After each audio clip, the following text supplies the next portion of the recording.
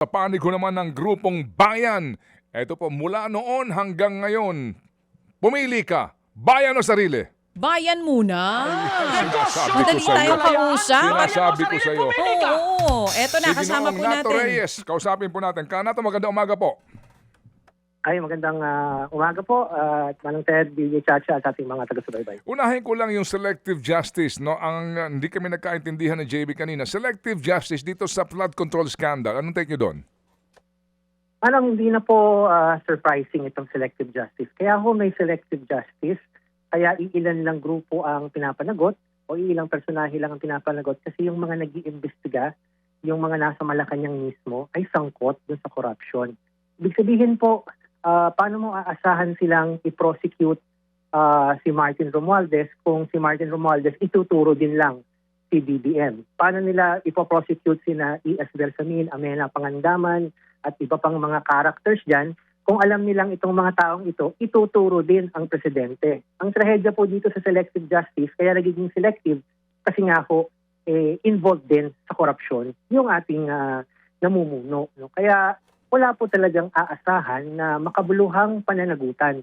Kaya pag sinabi ng Pangulo, mahiya naman kayo, tapos nagtayuan at nagpalakpakan yung mga walang ya, talagang yun na po ang pinakaimahe na walang patutunguhan na tunay na hustisya at pananagutan itong ginagawa nila. Sa puntong yan, ano magagawa ng bayan? Ano magagawa natin para dito sa ating damdamin, kaisipan at hinaing na selective justice? Ano ang pwede magawa para magkaroon ng patas na pagpapanagot sa lahat ng mga may sala sa flood control scandal?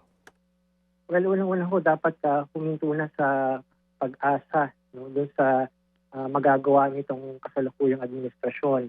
Talagang alam na natin ang kanyang limitasyon. So umasa tayo sa taong bayan. Ang taong bayan dapat magpursige na magprotesta, magingay, magsampa ng mga kaso, maglalita doon sa kanilang kabulukan at korupsyon. Kasi kung hindi tayo mag-iingay at hindi tayo mangangalampag at hindi din tayo magsasagawa ng sarili nating pagkakaso sa mga ito, talagang wala hong aasahan at walang uusad na pananagutan mula dito sa kasalukuyang administrasyon. So, umasa na po tayo dun sa taong bayan, wag na po dun sa mga taong magtitipon sa loob ng batasan mamaya. Kanato, ano ang mga issues nyo ngayon na gustong ihayag ngayong araw na ito bilang protesta sa SONA? Well, unang-una nga po, siyempre, naniningil tayo dito sa kawalan ng makabuluhang pananagutan sa korupsyon. Tayo ay nagpapahayag ng galit dito sa walang makabuluhang tugon sa issue ng krisis sa ekonomiya, ayaw tanggalin ng VAT, ayaw tanggalin ng excise tax, ayaw ibasura ang deregulasyon sa langis, ang privatization ng kuryente, lahat ito nagpapahirap sa atin. Tayo po ay naniningil dun sa kawalan ng tunay na soberanya sa ating bayan at ang ating presidente ay nakakapit sa saya ni Donald Trump at ng imperialismong US. So kasama po yung issues ng tax silica, pagpamimigay ng lupa ng Pilipinas sa mga dayuhang korporasyon para lang sa interest ng US. Siyempre ho, kasama yung human rights. Hindi ho makakaligtaan ang karapatang pantao. No, nais ko lang ho mag-react doon sa sinabi ng inyong nakapanayam kanina mula sa PNP na sila daw ay magpapatupad ng maximum tolerance. Ang nakikita po namin, maximum perwisyo, maximum intimidation. Meron ho kaming 4 na vans na hinarang ngayon at yung mga sasakyan ay pinabalik ng Bukawi. Hinarang po sa Balintawak, pinabalik po ng Bukawi. Yan po ba ay maximum tolerance? Clearly, gusto nilang harangan yung mga gustong sumali ng protesta sa SONA. May checkpoint sila ulit. Itong galing ng... yung taga-south na kalusot, yung galing ng north ang hindi? Yung mga galing ng Southern Tagalog ay kahapon pa po. Nandito na po.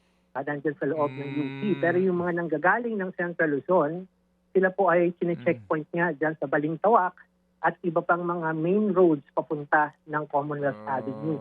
Hinihinto ang mga sasakyan at pinababalik yung mga sasakyan. So, gaano karami ito ngayon na to ng mga gustong magprotesta? Siguro ito rin yung mga tumututol sa Paxilica. Totoo po, kasi galing nga po sila sa Tarlac. Oo. No, ito po yung mga lumalaban sa Paxilica.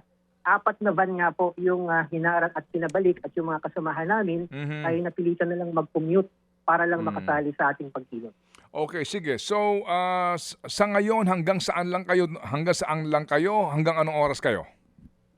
Well, magkakaroon na ng dalawang programa ngayong araw. No? Ang programa po namin sa bayan, ngayong tanghali po, 12 noon, dyan po sa may Wilcon Builders, kahabaan ng Commonwealth. Ganap na 2:00 ng hapon naman ay magmamarcha kami. Papunta naman dito po sa Capitol Estates. Lagpas lang po ng Ever Commonwealth para naman sumama sa iba pang mga grupo na magsasagawa din ng sama-samang programa. So, 3:00 po ng hapon, tinatayang magsisimula yung ikalawang programa at hopefully matapos tayo ng 5 p.m. Okay, at sana nga maging maganda ang panahon at maging mapayapa bagamat makabuluhan ang ating araw na ito ng protesta. Salamat ka na to. Maraming salamat din po at magandang araw sa ating mga taga-subaybay. Thank you. Mga kapatid, patuloy po kayong tumutok sa 105.9 True FM para sa totoong balita, impormasyon, music and entertainment. Mag-subscribe sa aming YouTube channel at podcast at sundan nyo kami sa Facebook, Instagram, X at TikTok sa True Network PH. Bisitahin din po ang aming official website, truefm.ph. At panoorin din kami sa True TV Signal, Channel 19. Kami po ang 105.9 True FM. Laging true sa'yo, kapatid.